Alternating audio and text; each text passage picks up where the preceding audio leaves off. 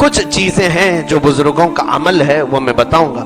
اعلیٰ حضرت فاضل بریلوی رضی اللہ تعالیٰ عنہ نے لکھا ہے کہ نکاح کرنے کے بعد دولہا اپنی دلہن کو اپنے گھر لائے تو کچھ کام کر لینا چاہیے۔ نوجوان جن کا نکاح نہیں ہو چکا، نہیں ہوا ہے، وہ اس پر عمل کر سکتے ہیں، وہ یاد رہے اگر ان کو بات۔ میری طرف سے ایک مشورہ، اور جن کا ہو چکا ہے بس وہ دعا کرتے رہے۔ پہلے تو یہ ہے کہ حضرت آدم علیہ السلام کا جب نکاح ہوا تھا جنت میں ہوا ہے، یہ بھی دیکھیں، یہ نکاح اس وقت ہوا ہے جب ابھی نماز بھی فرض نہیں تھی، جنت میں کوئی عبادت نہیں، لیکن نکاح ہو گیا تھا۔ اور رشتہ جو بنا ہے، سب سے پہلا رشتہ ماں اور بیٹے کا رشتہ، یا باپ اور بیٹی کا رشتہ، یا بھائی بھائی کا، یا بھائی بہن کا رشتہ نہیں، سب سے پہلا رشتہ شوہر اور بیوی کا، اور یہ جنتی رشتہ ہے۔ اس سے ہی لوگ کڑ رہے ہیں، آج جل رہے ہیں۔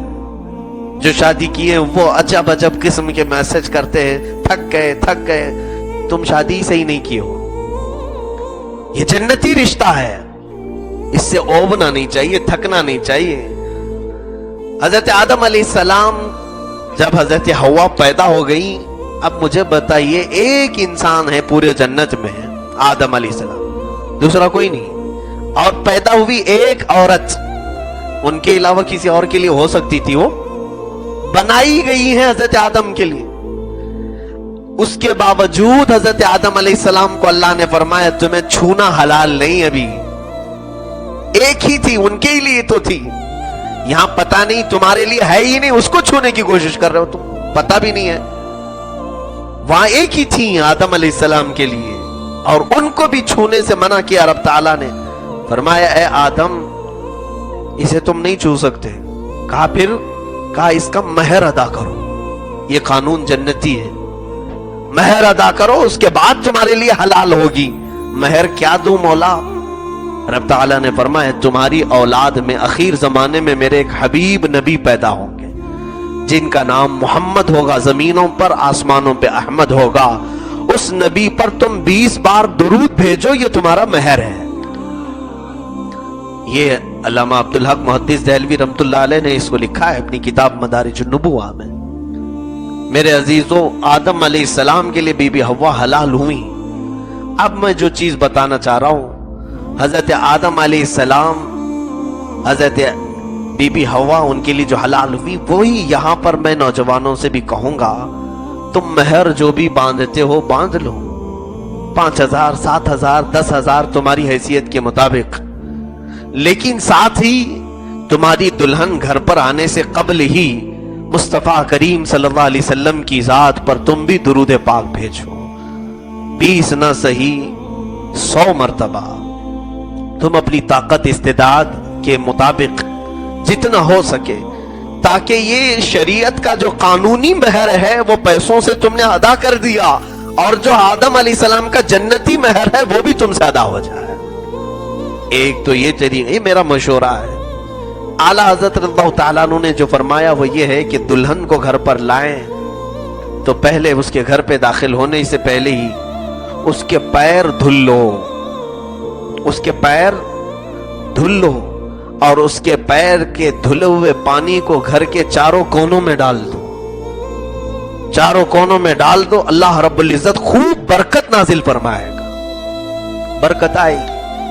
اور دلہن جب گھر پر آ جائے تو پھر فرمایا کہ رات کو جب تم تنہائی میں ہو جاؤ گے، حجلہ عروسی میں تم آئے، آج پہلی رات ہے ملاقات کی، تو دلہن اور دولہا جب اکیلے ہو جائیں، تنہائی ہو جائے، خلوت صحیحہ ہو جائے، تو سب سے پہلے وہ اپنے غلط طریقوں سے ملاقات نہ کریں، ہائے ہیلو نہیں، سلامتی کے ذریعے سے ایک دوسرے کو سلام کریں، اور یہ سلام تمہارا اللہ نے اگر قبول کر لیا تو ہمیشہ دونوں سلامت رہو گے۔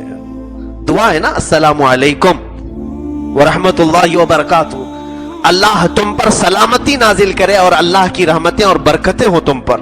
دلہن اگر پہلے سلام کر رہی ہے تو دولہے کے لیے، یا دولہا اگر پہلے سلام کر رہا ہے تو دلہن کے لیے، لیکن کوئی اس میں یہ ضروری نہیں ہے کہ پہل کسے کرنا چاہیے، جو چاہے کر سکتا ہے، سلام کے ذریعے سے ابتدا ہو، اس کے بعد ابھی وہ اپنی دیگر گفتگو شروع کرنے سے پہلے، اپنے دیگر معاملات کرنے سے پہلے سب سے پہلا کام وہ یہ کرے کہ دلہن کا دوپٹہ لے لے، اس کو مصلی بنائے، جانماز بنائے، اور مرد باوضو عورت دلہن کے پاس جائے جب وہ پہلی رات میں جا رہا ہو، اور اسی دوپٹے کو مصلی بنا کر اس پر 2 رکعت نفل ادا کرے، اور اس کے پیچھے اس کی دلہن اسی دوپٹے پر 2 رکعت نماز ادا کرے، اور پھر اس کی پیشانی پر اپنا ہاتھ رکھ کر کے دولہا صرف یہ دعا کرے، اللہم انی اسألک من خیرہا و خیر ما جبلتہا علیہ، یعنی اے اللہ میں تجھ سے صرف اس کی خیر کا سوال کرتا ہوں، اور جس پر یہ جن اچھائیوں پر تو نے اس کو پیدا کیا محض مجھے صرف وہی اچھائیاں دکھا، اور میں اس کے شر سے پناہ مانگتا ہوں، اور جو بری چیزیں اس کے اندر ہیں ان تمام چیزوں سے مجھے بچائے رکھ۔ یہ دعا کے بعد آگے کے معاملات کریں۔ اعلیٰ حضرت رضی اللہ تعالیٰ عنہ نے لکھا ہے مولا تعالیٰ موت تک ان دونوں کو سلامت رکھے گا، ان کو نیک و صالح جوڑوں میں شمار کیا جائے گا، ان کو صالحین میں شمار کیا جائے گا۔ یہ زندگی گزارنے کے اور طور طریقے شروعات کی یہ تمام چیزیں ہیں۔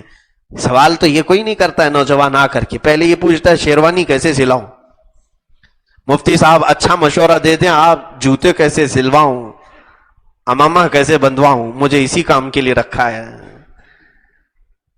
میرے عزیزوں، زندگی کی پہلی رات ہو، ایک نئی زندگی گزارنے جا رہے ہو، تو یہ بھی تو سوال کریں کہ میرے آقا صلی اللہ علیہ وسلم کی سنتیں کیا ہیں، اسلامی طور طریقہ کیا ہے، اسی اعتبار سے اپنی زندگیوں کو شروع کرو۔ تو یہ جو شقاق ہے، یہ جھگڑے ہیں، ان تمام چیزوں کی نوبت ہی نہ آئے۔ میں یہی دعا کرتا ہوں مولا تعالی ہم سب کو جنتی لطف دنیا میں بھی عطا کرے اور آخرت میں بھی عطا کر رہے ہیں، اور بیوی کو بوجھ نہ سمجھیں، اور کوئی بیوی اپنے شوہر کو بوجھ نہ سمجھے، اور جس نے یہ سوچ لیا ابھی سے، اور حقیقت میں اللہ اسے بوجھ بنا کے ہی رکھے گا۔ جس نے سوچا یہ بیوی میری بوجھ ہے، روزانہ کچھ نہ کچھ مانگتی رہتی، تم نے دماغ میں جیسے اس کو بوجھ سمجھا، رب تعالیٰ نے تمہارے لیے اس کو بوجھ ہی بنا دیا۔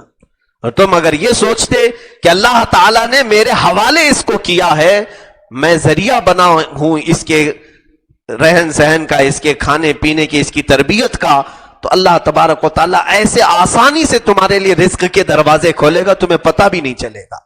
ایسی جگہ سے رزق آئے گا جہاں تمہارا گمان بھی نہیں ہوگا۔ بوجھ نہ سمجھے، نہ عورت مرد کو بوجھ سمجھے، نہ مرد عورت کو بوجھ سمجھے۔ یہی زندگیوں کے اسلوب ہیں میرے عزیزوں۔ اللہ خیر والے معاملات فرمائے۔ ایک ہی آیت کی میں تفسیر کر سکا، دوسری آیت انشاءاللہ کل عرض کرتا ہوں۔ وآخر دعوانا ان الحمد للہ رب العالمین۔